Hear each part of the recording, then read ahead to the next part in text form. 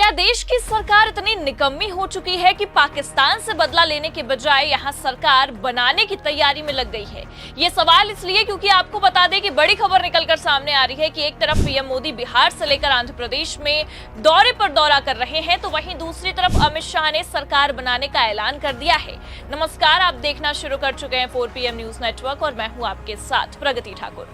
पाकिस्तान से पहलगाम का बदला लेना अभी बाकी ही है कि उतने में ही प्रधानमंत्री मोदी के साथ साथ गृह मंत्री अमित शाह ने बेशर्मी की सारी हदें पार कर दी हैं, जिसे लेकर विपक्ष भड़का है और भड़का है तो इस कदर भड़का है कि पूरी की पूरी मोदी सरकार की लंका लगा कर रख दी है। तो फिलहाल विपक्ष ने कैसे प्रधानमंत्री मोदी समेत पूरे भाजपाइयों की बैंड बजाई है, आपको बयान समेत खबरें भी दिखाएंगे और पहलगाम हमले पर एक्शन लेने के बजाय मोदी शाह किस तरह से राजनीति में लग गए हैं उस पर भी आएंगे। लेकिन उससे पहले आप ये खबर देखिए। बड़ी खबर निकलकर सामने आई है जिसमें साफ लिखा हुआ है, मणिपुर में नई सरकार बनाने की सुगबुगाहट, विधायकों का शाह को पत्र, चुनी हुई सरकार बहाल करने का आग्रह।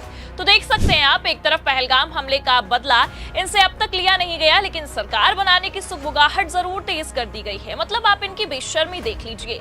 जब मणिपुर आग की लपटों में जल रहा था तब तो इनसे कोई तगड़ा एक्शन लिया नहीं गया और अब ये लगातार मणिपुर के चक्कर काट रहे हैं। और खबर देखकर आप ये साफ समझ सकते हैं कि राष्ट्रपति शासन लगने के बाद अब मणिपुर में सरकार बनाने की कवायदें शुरू कर दी गई हैं। खैर, बीजेपी से इस तरह की उम्मीद भी की जा सकती थी, क्योंकि जाहिर सी बात है कि पहलगाम हमले को बीते लगभग 10 दिन के ऊपर का समय हो गया है, लेकिन बीजेपी अब भी चुप बैठी है। एक तरफ आप देख सकते हैं गृह मंत्री अमित शाह पहलगाम पर कुछ बोलने के लिए राजी नहीं है, लेकिन सरकार बनाने सबसे पहले पहुंच गए हैं मणिपुर। तो वहीं दूसरी तरफ प्रधानमंत्री मोदी मंच से पाकिस्तान को करारा जवाब देने के दावे तो बहुत कर रहे हैं, लेकिन अब तक इनसे जवाब दिया नहीं जा रहा। हाँ, लेकिन सस्ती राजनीति और सस्ते एक्शन जरूर ले रहे हैं, जिसे लेकर विपक्ष ने भी मोदी सरकार की खिल्ली उड़ाते हुए लंका लगा कर रख दी है। पहले आप ये बयान सुनिए। मोदी जी के अहम फैसलों से पाकिस्तान कांप रहा है। 11 दिन से ऊपर हो गए पहलगाम आतंकी हमले को और मोदी जी ने वो बड़ी बड़ी कार्रवाई की है कि पाकिस्तान के होश फाख्ता है, रूह कांप रही, उनकी थर थर कांप रहा है पाकिस्तान। आपको नहीं पता है? मोदी जी ने 16 पाकिस्तान के YouTube चैनल यहां पर बैन किए हैं।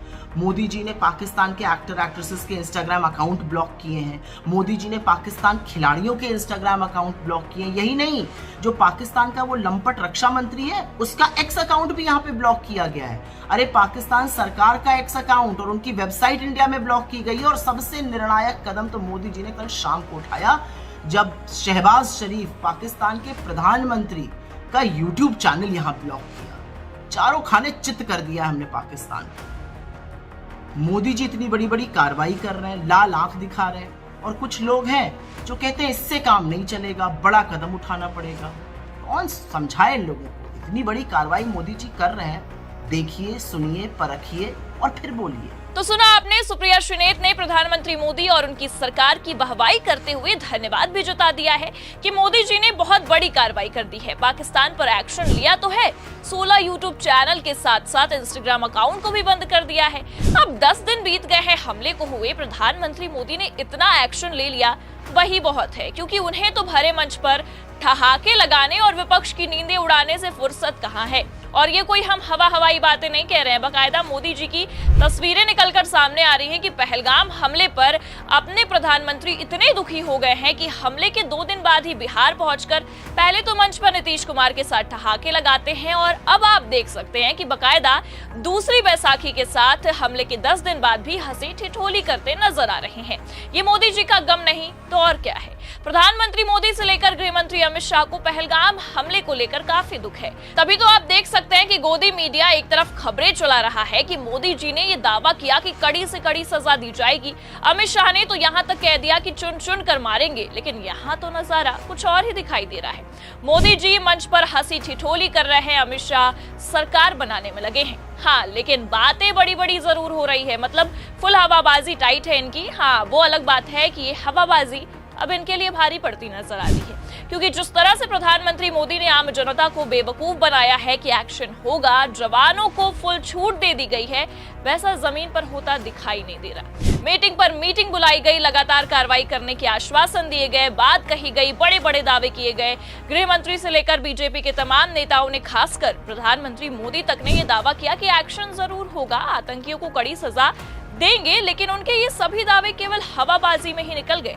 और ऐसा हम इसलिए कह रहे हैं क्योंकि हमले को बीते लगभग 10 दिन से भी ऊपर का समय हो गया है। बीजेपी वालों से पाकिस्तान के अकाउंट को बंद कराने और यूट्यूब चैनल बैन कराने के अलावा कोई काम नहीं हो पाया है, क्योंकि ये तो अपनी राजनीति में व्यस्त है। इन्हें अभी अपनी राजनीतिक रोटियां सेकनी है, भले से देश आग में जले या आतंक के साए में पले। आलाकमान अब भी अपनी मस्ती में व्यस्त है, लेकिन पाकिस्तान लगातार हम पर हमलावर है। भारतीय बीएसएफ जवान जो पाकिस्तान की कैद में है, अपनी सरकार अब तक उसे नहीं छुड़ा पाई है, लेकिन हवाबाजी फुल टाइट है। और ये कोई हम हवाई बातें नहीं कह रहे हैं, बाकायदा खबरें हमारे पास मौजूद है। खबर देखिए आप, इसमें साफ लिखा हुआ है, पाकिस्तान में कैद बीएसएफ जवान की कब होगी रिहाई, गर्भवती पत्नी परिवार संग पहुंची बॉर्डर। मतलब आप देख सकते हैं, देश का जवान पिछले 8 से 9 दिन से पाकिस्तान के कब्जे में है, लेकिन मोदी जी को उस चीज से कोई ख्याल नहीं है। गृह मंत्री अमित शाह इस मसले पर जवाब देना जरूरी नहीं समझते, लेकिन हवाबाजी फुल चालू है। देश की सरकार से लेकर गोदी मीडिया तक ने झूठ फैलाने का प्रोपेगेंडा अपना रखा है। सरकार एक्शन की बात कर रही है और गोदी मीडिया तो खबरों में ऐसा दिखा रही है मानो रातों रात पाकिस्तान पर मोदी जी हमला ही करवा देंगे। अरे हमला तो दूर की बात है, मोदी जी तो इस हमले को लेकर दुख जताने तक नहीं पहुंचे हैं, बल्कि पड़ोसी देश पर एक्शन लेने के बजाय, पाकिस्तान की नींद उड़ाने के बजाय अपनी गंदी राजनीति करते हुए विपक्ष की नींद उड़ाने में लग गए हैं। लेकिन इन सब के बावजूद गोदी मीडिया खबरें चलाएगा, ये दावे करेगा कि सरकार पाकिस्तान पर 24 घंटे में हमला करने वाली है, और इस तरह के झूठ फैलाए जाएंगे, क्योंकि सच दिखाने और सच बोलने वालों के तो मुंह बंद करवा दिए जाते हैं। जैसा कि नेहा सिंह राठौर पर एफआईआर दर्ज हुई और हमारे 4 PM नेशनल के चैनल को सच दिखाने की ऐसी सजा दी गई कि बिना किसी नोटिस के चैनल को मोदी सरकार ने रातों रात बंद करवा दिया। लेकिन जिन 73 लाख से भी ज्यादा जनता की आवाज सरकार ने दबाई है, अब उनकी आवाज हम अपने 4 PM यूपी चैनल पर उठा रहे हैं और उठाते रहेंगे, और इस तानाशाही के खिलाफ कानूनी लड़ाई लड़ेंगे। जी हाँ, 4 PM अब सुप्रीम कोर्ट पहुंच चुका है और जल्द ही सरकार के खिलाफ लड़ाई लड़ी जाएगी। आप इस लड़ाई में हमारा साथ दें और ऐसे ही सच देखने के लिए हमारे 4 PM यूपी को ज्यादा से ज्यादा सब्सक्राइब करें और ज्वाइन करें। और ये खबर आपको कैसी लगी कमेंट में जरूर बताएं। देखते रहिए 4 PM। नमस्कार।